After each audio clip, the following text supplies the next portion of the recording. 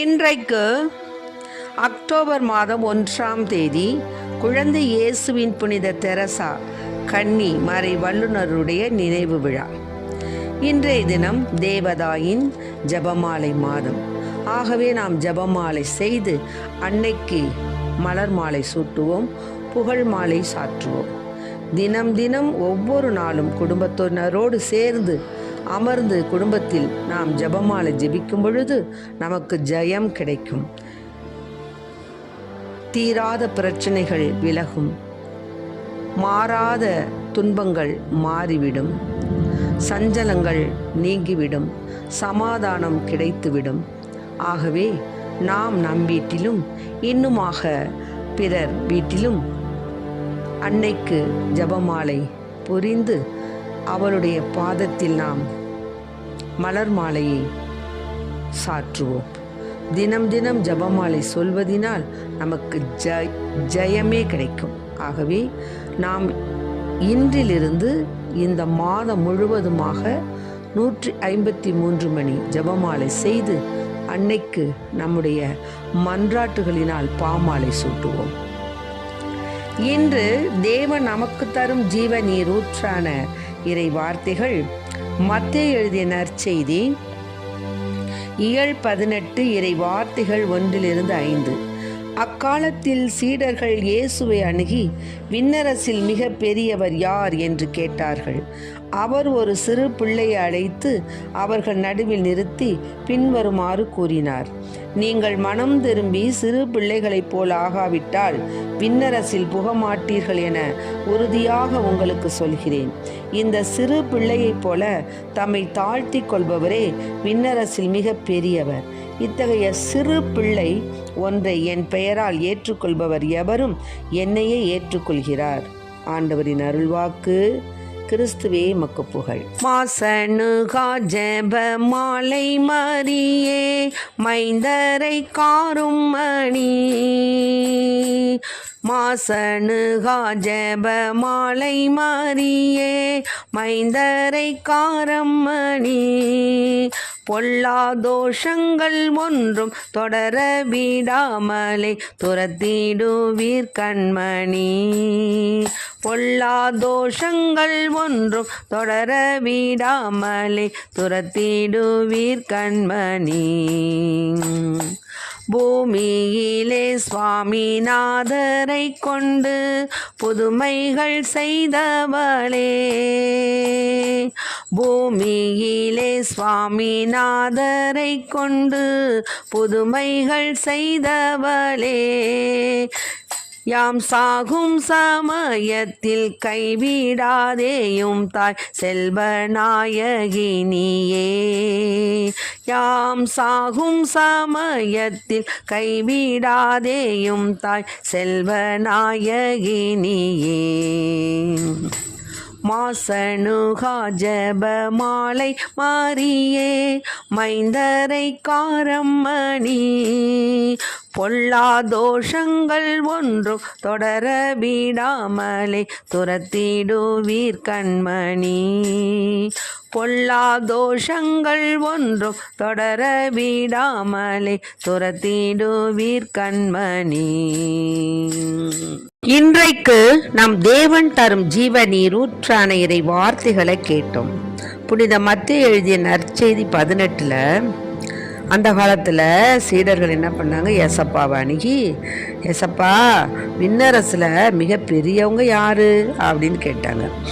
அப்போ ஏசப்பா என்ன பண்ணாரு, இங்கே வாங்கடா அப்படின்னு சொல்லி, இங்கே வா, நீ யாரையோ கூப்பிட்டு வந்து காமிக்க போகிறான்னு நினச்சாங்க. ஆனால் ஒரு சின்ன பிள்ளைய அழைச்சிட்டு வந்து அவங்க நடுவில் நிறுத்தி சொன்னார், நீங்கள்லாம் மனம் திரும்பி இந்த சின்ன பிள்ளைய போல் ஆகாட்டினா விண்ணரசில் நீங்கள் போக முடியாது அப்படின்னு சொன்னார்.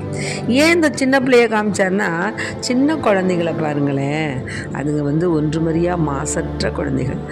நம்ம என்ன தான் அடிச்சுட்டு மறுபடியும் அதை அணைச்சாலும் உடனே அது என்ன பண்ணும், ஓடோடி வரும். அப்புறம் நம்ம சண்டை கிண்டை போட்டுட்டு சமாதானம், அதாவது ஒரு கதை கூட படிச்சிருக்கிறோம், சின்ன குழந்தைங்க ரெண்டும் சண்டை போட்டுக்கிட்டு இருக்கோம், அதனால அவங்க வீட்டுக்காரவங்க சண்டை போட்டுக்கிட்டு பெரிய சண்டையாகும். இங்கே பார்த்தீங்கன்னா அந்த 2 குழந்தையும் மறுபடியும் சேர்ந்து விளையாடிக்கிட்டு இருக்கும்.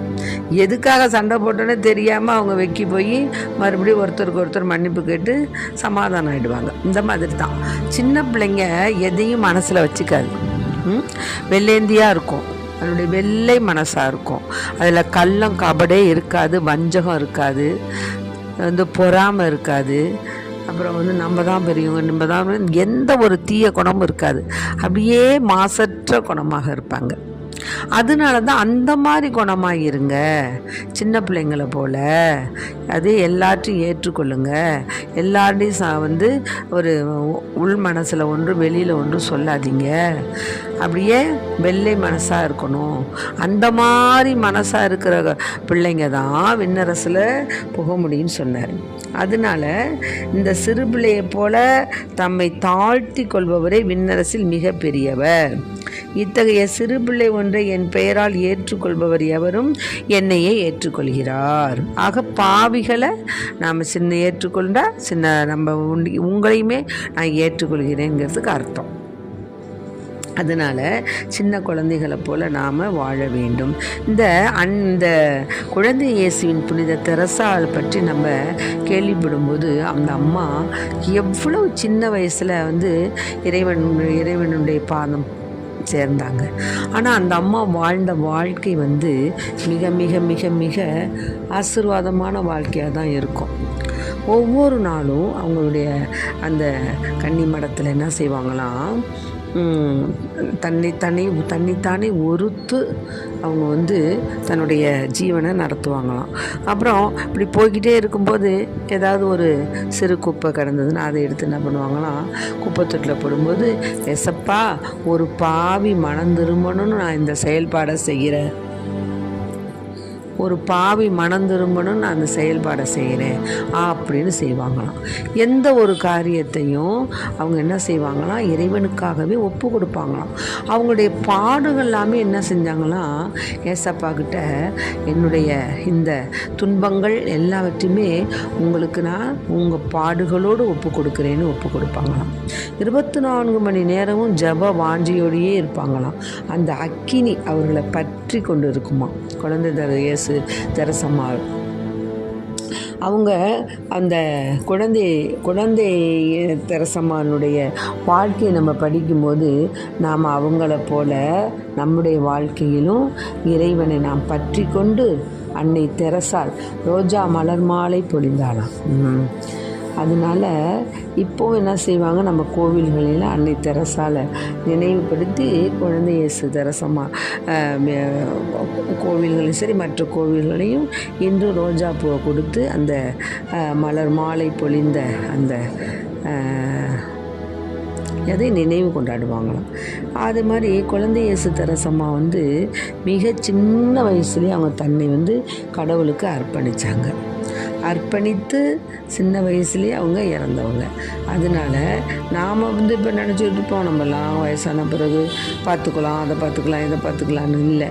அவங்க வாலிப நாட்களே தன்னை ஒருத்து தேவனுக்காக வாழ்ந்தவர்கள், தன்னை முற்றிலுமாக பொறுத்து வாழ்ந்தவர்கள். ஆகவே குழந்தை இயேசு தெரசம்மாளுடைய வாழ்க்கையை நமக்கு முன்னோடியாக வைத்து இயேசுவின் அன்பை நாம் சுகித்து அவருடைய பாதம் நாம் சரணடைவோம்.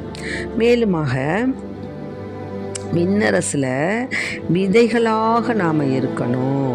எப்படி விதைகளாக இருப்போம்? நாம் இங்கு நம்ம எப்படி சின்ன குழந்தைகளை போல நம்ம பகைமையை மறந்து, பொறாமையை தவிர்த்து, தாழ்ச்சியில் திரைத்து, இறை நம்பிக்கையில் உறைந்து, ஏழை எளியவர்கள் மீது இரக்கம் கொண்டு நாம் இருக்கிறதா தான் ஒவ்வொருவரும் விண்ணரசுக்கு நம்ம சொந்தக்காரங்களாக போவோம். விண்ணகத்தில் நாம் சொந்தக்காரங்களாக இருக்கணும்னா சிறியவர்களுக்கு செய்யும் சேவையில் தான் நாம் பெரியவராக கருதப்படுகிறோம். அதனால் நம்ம அண்டை அயலில் இருக்கக்கூடியவர்களுக்கு நம்மாலான உதவிகளை செய்ய வேண்டும். இன்னுமாக அடுத்தவர் நலனை நாம் அக்கறை கொண்டு நமது தொண்டுகளை செய்ய வேண்டும். அது நம்ம செய்யாத எல்லாம் நம்ம பெருசாக செய்யணுங்கிற அவசியம் இல்லை.